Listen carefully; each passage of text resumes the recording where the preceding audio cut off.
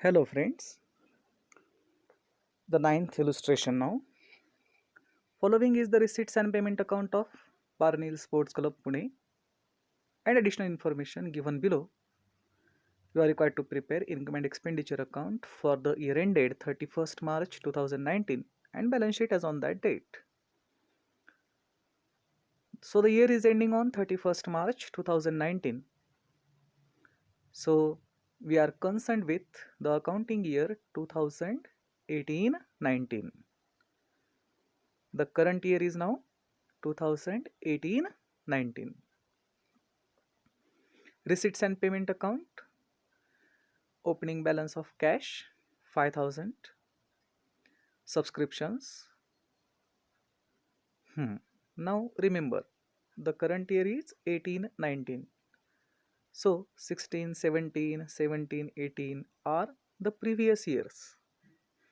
And for that years, we received 2000, 3000 subscription. This year means that subscription was outstanding. The previous year's subscription was outstanding, that was not received in these years, so it was received in this year. We won't deny, isn't it? We will get the subscription even if it is for the previous years. But the subscription for previous years will not be shown on the income side, isn't it? Because only current year subscription, that is for the year 2018-19, we received 70,000. That 70,000 will be shown on the credit side of income and expenditure account. Okay, then donations, entrance fees, life membership fees, revenue it is. So all the last four items are incomes for the business, provided no adjustments are given. If adjustments are there, we will consider the adjustment. Otherwise, all these four are items of revenue incomes of this concern. Payment side now. The first item, try to understand it. Buy bank overdraft 32,000. We paid for bank overdraft. That means at the beginning of the year there was bank overdraft and immediately we repaid it. We paid it off. वर्षाच्या सुरुवातीला bank overdraft होता. तुम्हाला माहिती bank overdraft म्हणजे बँकेचे पैसे आपण घेतलेले उसने आणि ते लगेच आपण वर्षाच्या सुरुवातीला जो ओव्हरड्राफ्ट होता तो आपण पे ऑफ केलेला आहे. त्या पैशांची परतफेड केलेली आहे. म्हणजे वर्षाच्या सुरुवातीलाच आपण एक लायबिलिटी संपवली आहे. By salaries, electrical charges, municipal taxes, these are expenses. Then by purchase of sports material, that is also expense. Sports material, equipments are asset but material is expense. Then general expenses, billiard expenses, repairs to ground, tournament expenses are also expenses, will be debited to income and expenditure account. Then there is by balance carried down, I mean closing cash and bank balances are given, will be shown on the asset side. Fine. Receipt and payment अकाउंटमध्ये असं वेगळं किंवा विशेष अवघड म्हणण्यासारखं काही नाही आहे. एवढंच की सबस्क्रिप्शन्स जे मिळालेले आहेत यावर्षी आपल्याला ते या वर्षीसाठीही मिळाले आणि पूर्वीच्या काही वर्षांचे जे मिळायचे होते ते पण आहेत. ठीक आहे. पुढे जर काही आणखी ॲडजस्टमेंट सापडले त्याशी संबंधित तर तेव्हा मी एक्सप्लेन करेन. बाकी मग पेमेंट साईडला बँक ओव्हरड्राफ्ट रिपे केला असं सांगतात ते. म्हणजे वर्षाच्या सुरुवातीला आपल्यावर बँकेचं छोटंसं कर्ज होतं टेम्पररी, त्या कर्जाची परतफेड केली आपण. बाकी मग एक्सपेन्सेस आहेत वेगवेगळे. शेवटी कॅश आणि बँक बॅलन्स आहेत असेट साईडला येतील. नाव additional information. 50% donations are for building fund. चला डोनेशन्सना टिक मार्क करून घ्या. 50% are for building fund. Building fund, कुठलाही फंड हा लायबिलिटी साईडला असतो, तर 50% डोनेशन्स आपल्याला बिल्डिंग फंडमध्ये ॲड करायचे आहेत.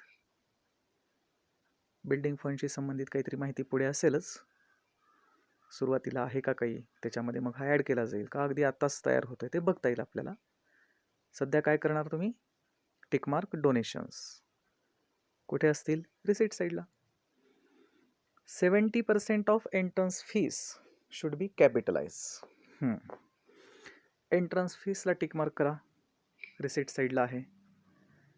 त्यातली 70% आपल्याला कॅपिटल फंडमध्ये ॲड करायची. ठीक आहे, टिकमार्क एंट्रन्स फीस. ही थर्ड इन्फॉर्मेशन आपल्याला लक्षपूर्वक समजून घ्यावी लागेल.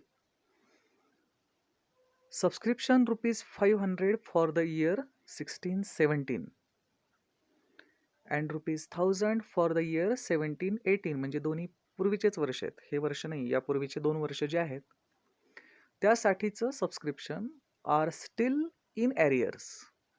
थकबाकी, ॲरियर्स म्हणजे काय, थकबाकी म्हणजे पैसे यायला हवेत पण आले नाहीत, म्हणजेच ॲक्रिव्ड आहे. आणि इथं आउटस्टँडिंग हा शब्द वापरतात या टॉपिकमध्ये, ॲक्रिव्डला सुद्धा. तर अजूनही या वर्षाच्या शेवटी मागच्या 2 वर्षांसाठी सबस्क्रिप्शन येणं बाकी आहे.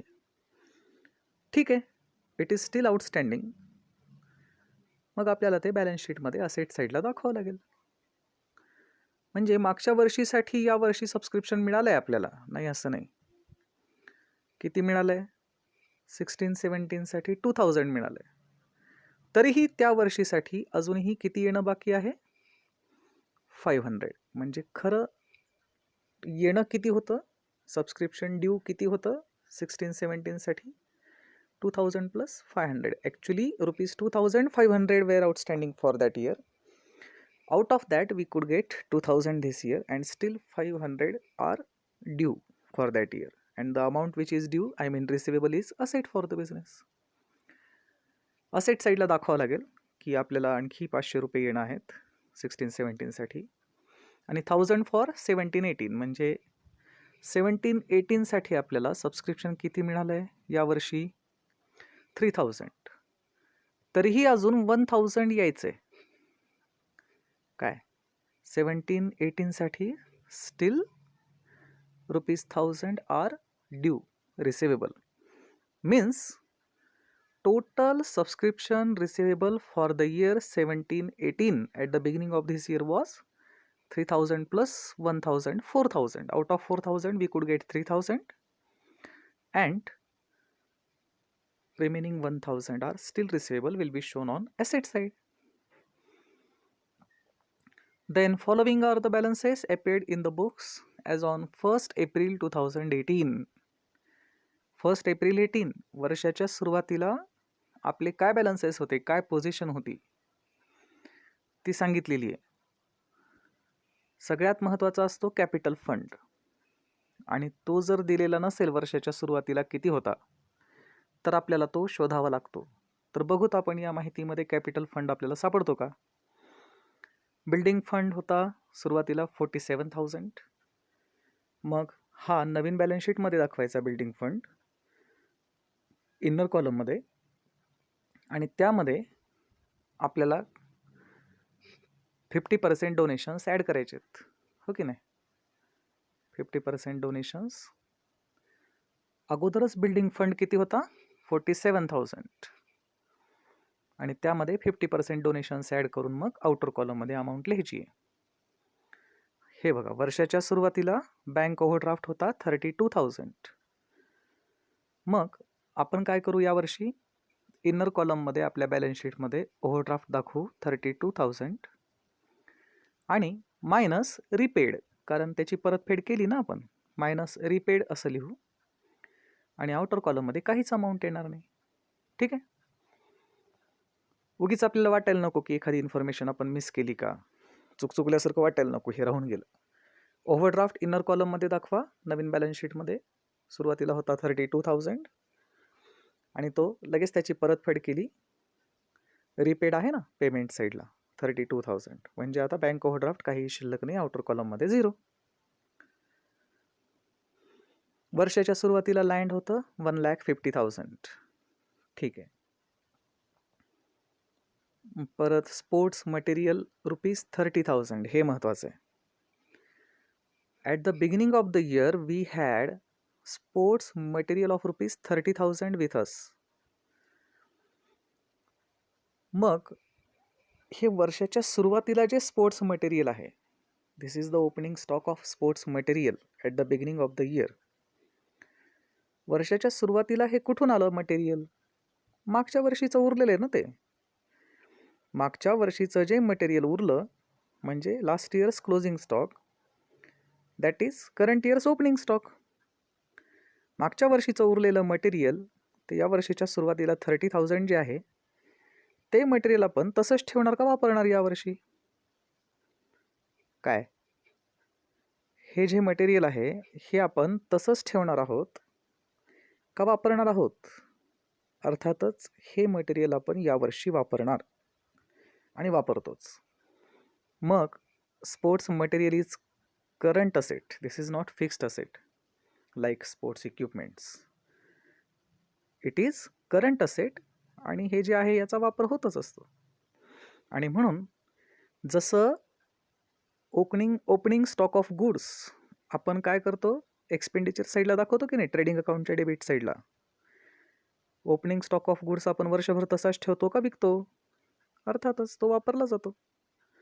तसंच वर्षाच्या सुरुवातीचं स्पोर्ट्स मटेरियल या वर्षी वापरलं जाईल म्हणून ते या वर्षीच्या एक्सपेंडिचर साईडला येईल.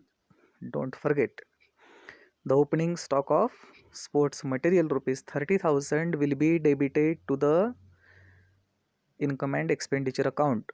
मागच्या वर्षीचं उरलेलं हे मटेरियल यावर्षी वापरलं जाणार, तो या वर्षीचा खर्च ठरतो म्हणून ते या वर्षीच्या एक्सपेंडिचर साईडला येईल.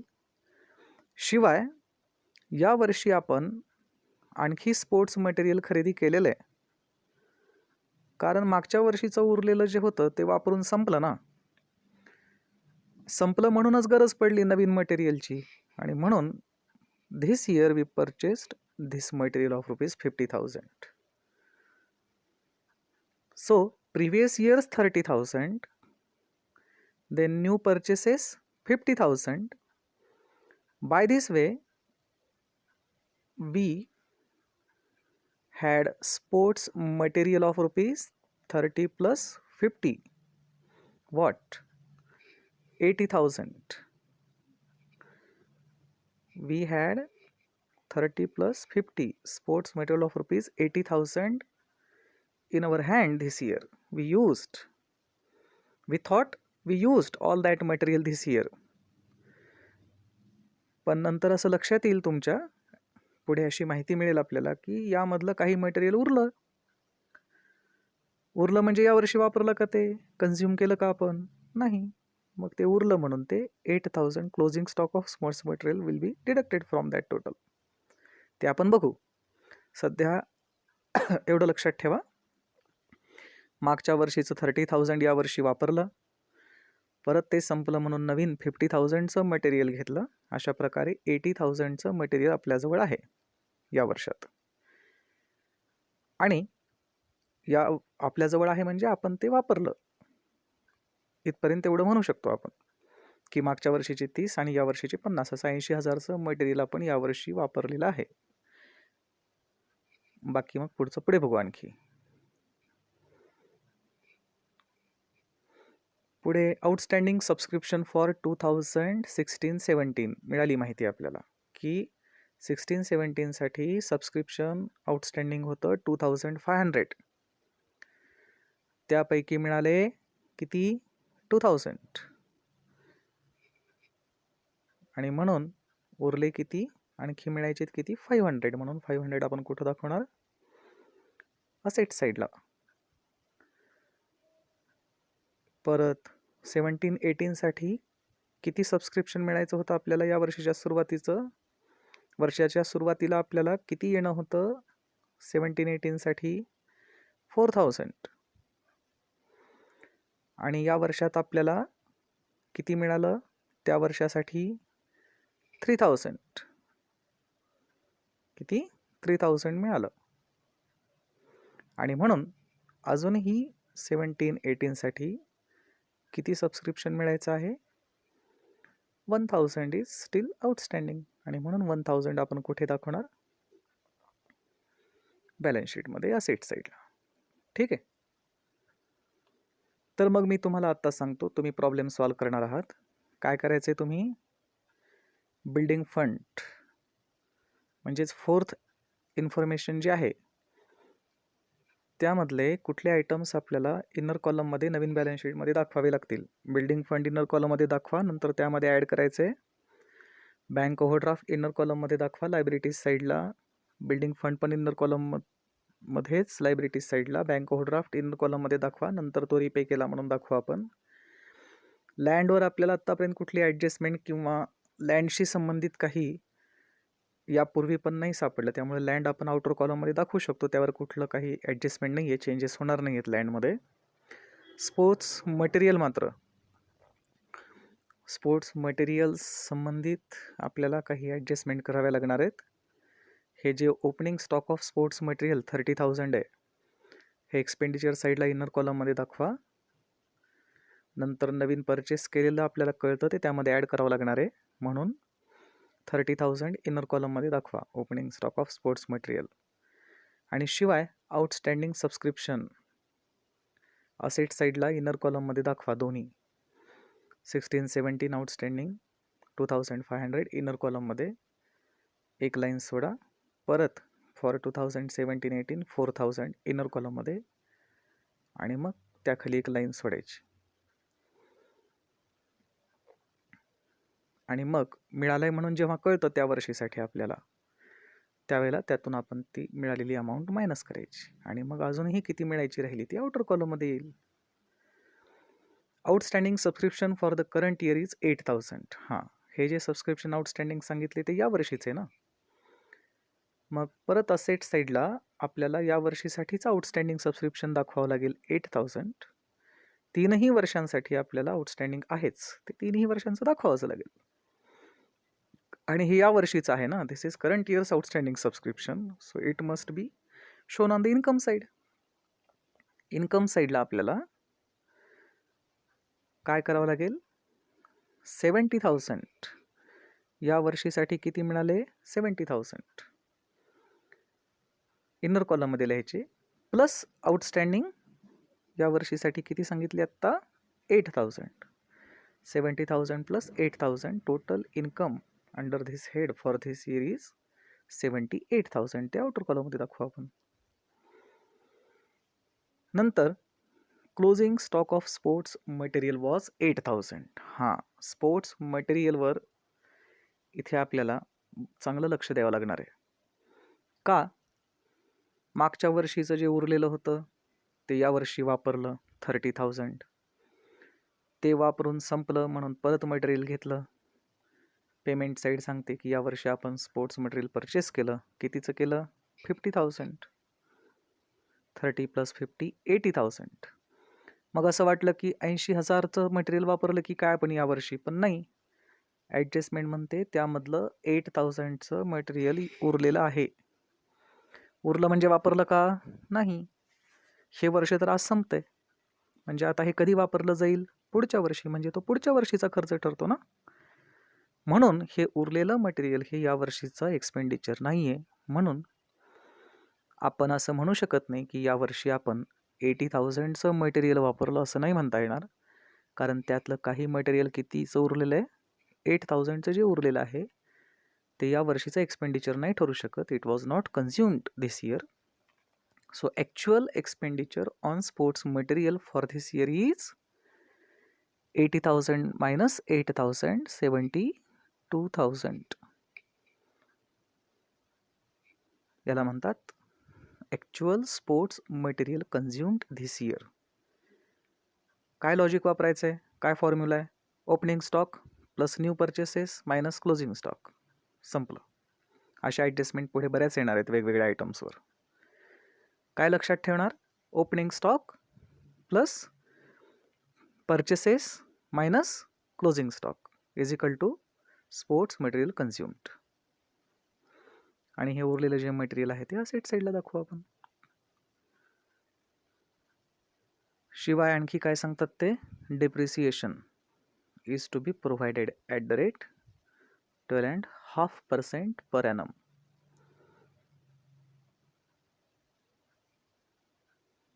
कशावर डेप्रिसिएशन आहे ते, 12.5% क्लोजिंग स्टॉक ऑफ स्पोर्ट्स मटेरियलवर. बरं ठीक आहे. मग sports material 8,000 minus 12.5% depreciation on it.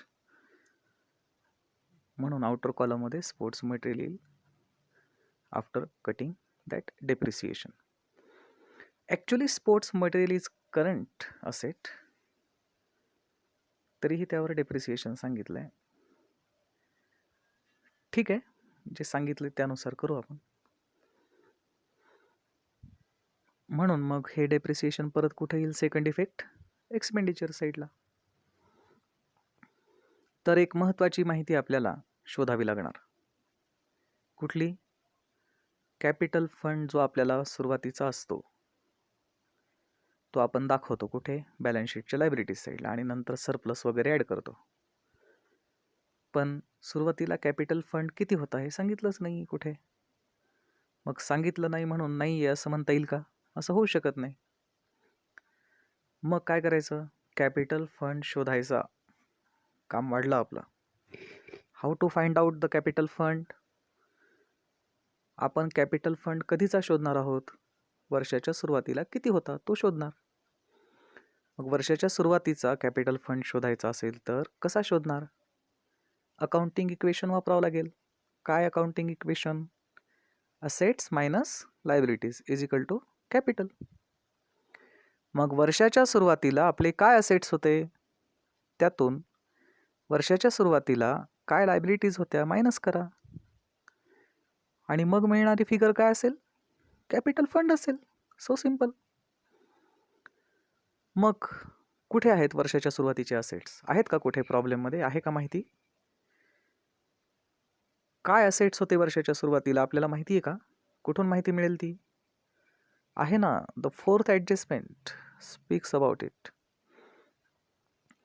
Balances at the beginning of the year, I mean on 1 April 2018 are given. त्याच्या मदतीनं आपण बॅलन्स शीट तयार करायची वर्षाच्या सुरुवातीची. Assets minus liabilities is equal to capital fund. आणि मग सांगा बरं, ओपनिंग जर बॅलन्स शीट तयार केली आपण तर बिल्डिंग फंड कुठे येईल, लायबिलिटीज साईड. बँक ओव्हरड्राफ्ट कुठे येईल, लायबिलिटीज साईड. लँड कुठे येईल, असेट साईड. स्पोर्ट्स मटेरियल कुठे येईल, असेट साईड. आउटस्टँडिंग सबस्क्रिप्शन्स कुठे असतील, असेट साईड. लक्षात घ्या, वर्षाच्या सुरुवातीची बॅलन्स शीट म्हणजेच मागच्या वर्षीची क्लोजिंग बॅलन्स शीट. थोडक्यात मागच्या वर्षीची बॅलन्स शीट तयार करतोय आपण. मग मागच्या वर्षीची बॅलन्स शीट तयार करत असताना मागच्या वर्षी जेव्हा बिल्डिंग फंड, बँक ओव्हरड्राफ्ट असतील ते लायबिलिटीज साईडला येतील, लँड असेट साईडला येईल. स्पोर्ट्स मटेरियल जे आहे, closing stock of sports material मागच्या वर्षीचा, तो असेट साईडलाच असणार. आणि मागच्या वर्षी आउटस्टँडिंग सबस्क्रिप्शन्स त्यांनी कुठे दाखवलेली असतील, असेट साईडलाच येतात ना ते. अशा प्रकारे आपल्याला ओपनिंग बॅलन्स शीट बनवावी लागेल. पण एक गोष्ट लक्षात घ्या, या चौथ्या ॲडजस्टमेंटमध्ये वर्षाच्या सुरुवातीला कॅश किती होती इथं त्यांनी स्पष्ट नाही सांगितलं. आता बँक बॅलन्स तर नव्हतं, जे होतं ते क्रेडिट बॅलन्स होतं, म्हणजेच बँक ओव्हरड्राफ्ट होता.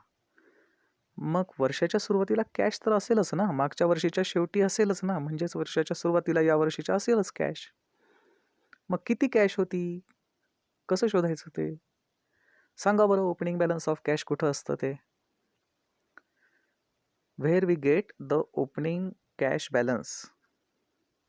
Yes, look at the receipt and payments account. To balance brought down, what is this?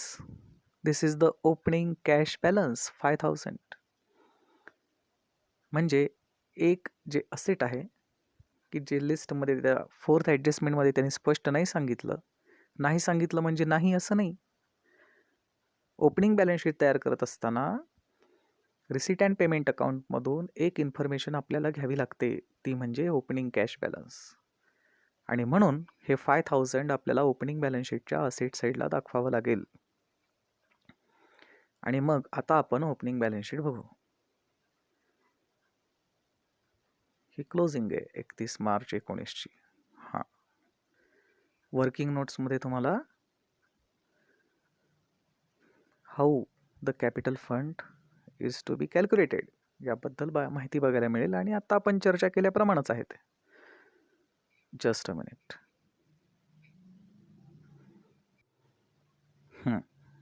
Yes.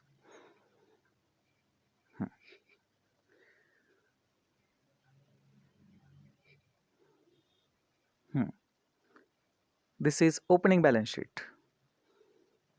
Date तर क्लोजिंग दिसते. 31 मार्च हे ओपनिंग डे आहे का क्लोजिंग डे आहे? Closing day. मग याला ओपनिंग बॅलन्स शीट कसं म्हणायचं?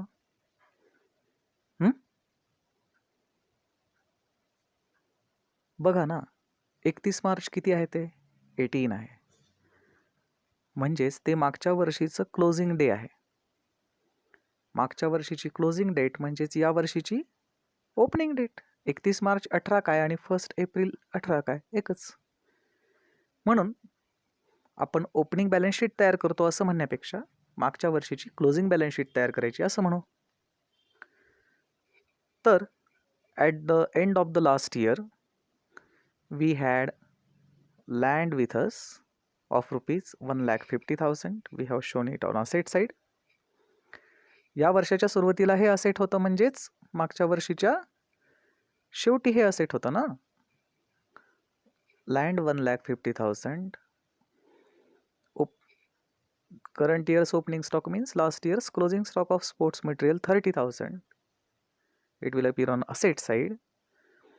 परत या वर्षीच्या सुरुवातीला 16-17साठी 2,500 रुपये सबस्क्रिप्शन येणं आहे. 17-18साठी 4,000 रुपये येणं आहेत, अशी माहिती दिलेली. या वर्षीच्या सुरुवातीला ती अमाऊंट आउटस्टँडिंग आहे, याचाच अर्थ मागच्या वर्षाच्या शेवटी ही पोझिशन होती. 16-17साठी 2,500 रिसिवेबल होते आणि 17-18साठी 4,000 रिसिवेबल होते.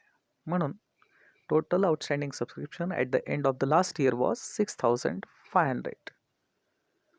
आणि आत्ता आपण जशी चर्चा केली तसं रिसीट साईडवरून ओपनिंग कॅश बॅलन्स, या वर्षीचं ओपनिंग कॅश बॅलन्स म्हणजेच मागच्या वर्षीचं क्लोजिंग कॅश बॅलन्स 5,000 आपण इथे दाखवायचंच असतं. ही माहिती शोधून घ्यायची असते रिसीट साईडवरून. हे असेट्स होते मागच्या वर्षीच्या शेवटी. आणि मागच्या वर्षीच्या शेवटी या लायबिलिटीज होत्या, कॅपिटल फंड आणि बँक ओव्हरड्राफ्ट. तर assets total 1,91,500 minus liabilities total किती येईल ते 79,000. 1,91,500 minus 79,000. So the capital fund is the difference between assets and liabilities is 1,12,500. It is called balancing figure. That is assets minus liabilities. So the capital fund at the beginning of the year, I mean at the end of the last year means at the beginning of the current year, was 1,12,500, and this capital fund is to be shown in the current year's closing balance sheet. Capital fund 1,12,500 असा हा शोधून आपल्याला लिहावा लागेल. जर दिला नसेल तर कसा शोधायचा? मागच्या वर्षीच्या शेवटी काय असेट्स होते, काय लायबिलिटीज होत्या, त्याच्या मदतीनं कॅपिटल फंड शोधायचा. चला, एक महत्त्वाचा आयटम शोधून काढला आपण. कसा शोधून काढला? By preparing closing balance sheet. Last year's closing means current year's opening balance sheet.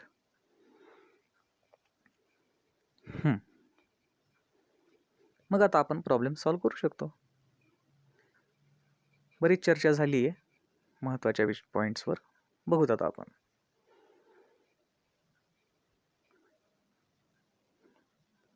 एरवी आपण म्हणतो की opening cash balance are not useful in the final accounts पण जर आपल्याला कॅपिटल फंड शोधायची गरज पडली, opening balance of capital fund शोधायची गरज पडली, तर याचा उपयोग होतो. या ठिकाणी आपल्याला ही फिगर उपयोगाला आली. कशाची? ओपनिंग कॅश बॅलन्सची. मग आता रिसिट साईड सांगते की यावर्षी आपण 16-17 साठी 2000 सबस्क्रिप्शन मिळवलं. बरं, मग मागच्या नाही, 16-17 साठी ॲक्च्युली किती सबस्क्रिप्शन आउटस्टँडिंग होतं? 2500 इथं सांगितलेलं आहे. कुठे सांगितलेलं आहे? फोर्थ ॲडजस्टमेंटमध्ये 2016-17 साठी आउटस्टँडिंग सबस्क्रिप्शन किती होतं? 2500. त्यापैकी 2000 मिळाले. तरीही मग या वर्षीच्या शेवटी किती सबस्क्रिप्शन आउटस्टँडिंग आहे त्या वर्षीसाठी? 2500 मायनस 2000, स्टील ₹500 आर आउटस्टँडिंग, म्हणून त्या सेट साईडला आलं. नंतर रिसीट साईड सांगते की या वर्षी आपल्याला 17-18 साठी 3000 सबस्क्रिप्शन मिळालं. पण मिळायला किती हवं होतं ॲक्च्युली? इथून कळतं 4000 वेर due receivable for that year, but we received 3000. So still 1000 are receivable at the end of this year. So that will also be shown as outstanding on asset side, 1000 for 17-18. असा या फिगर्सचा उपयोग झाला आपल्याला. 18-19 साठीचं जे subscription आहे 70,000 ते या वर्षीचं असल्यामुळे या वर्षीच्या इन्कम साईडला येईल. हो की नाही? बाय सबस्क्रिप्शन 70,000 आणि पुढे ॲडजस्टमेंट आहे म्हणून इनर कॉलममध्ये दाखवलं आपण.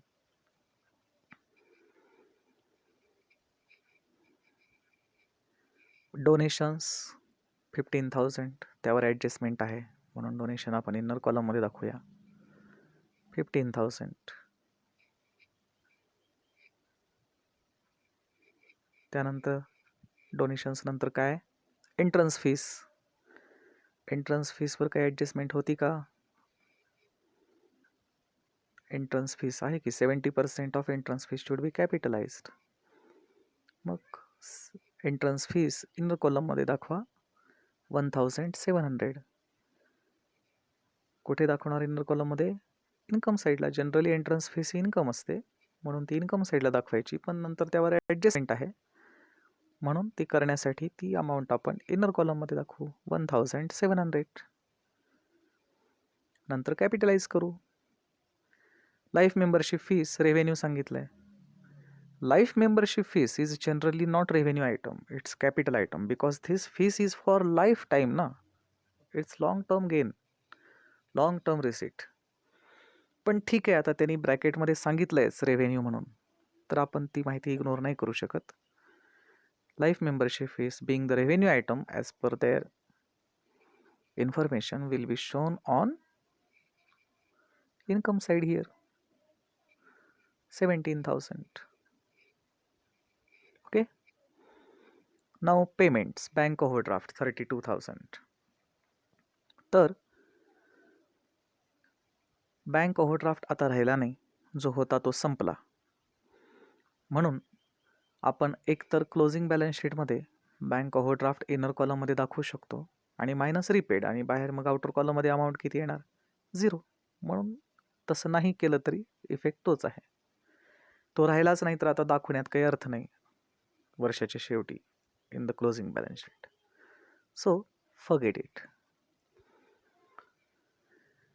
Salaries, electrical charges, municipal taxes or expenses will be debited to this account.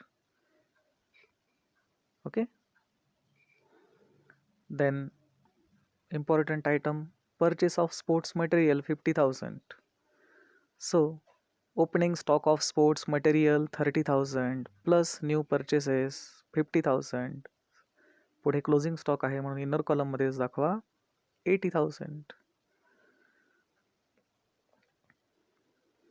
General expenses, billiard expenses, repairs to ground, tournament expenses are expenses will be debited to income and expenditure account. Yes. debited to income and expenditure account. And what is the last item? Closing cash and bank balances. They will be shown on asset side. या वर्षाच्या शेवटी cash शिल्लक आहे, asset आहे दाखवावंच लागेल. 7,000 and 14,000.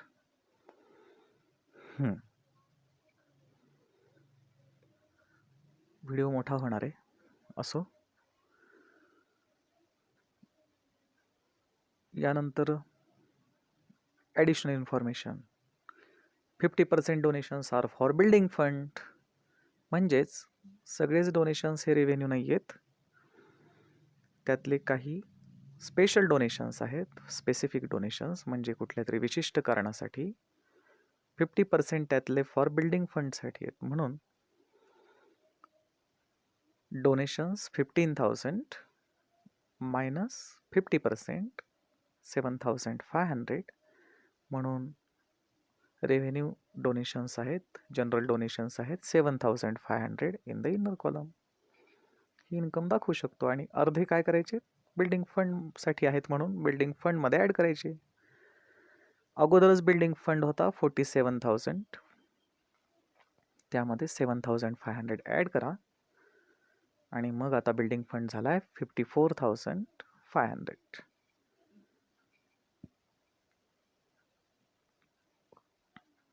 पहिली adjustment झाली. डोनेशन्समधून minus करा, बिल्डिंग फंडमध्ये प्लस करा. 70% entrance fees should be capitalise. आता तुम्हाला माहिती आहे काय करायचं ते. एंट्रन्स फीसची इन्कम साईडला आहे 1,700. त्याच्या 70% तिथून काढा, म्हणजेच त्यातून मायनस करा. आणि 30%च फक्त 510 इथे दाखवा इन्कम म्हणून.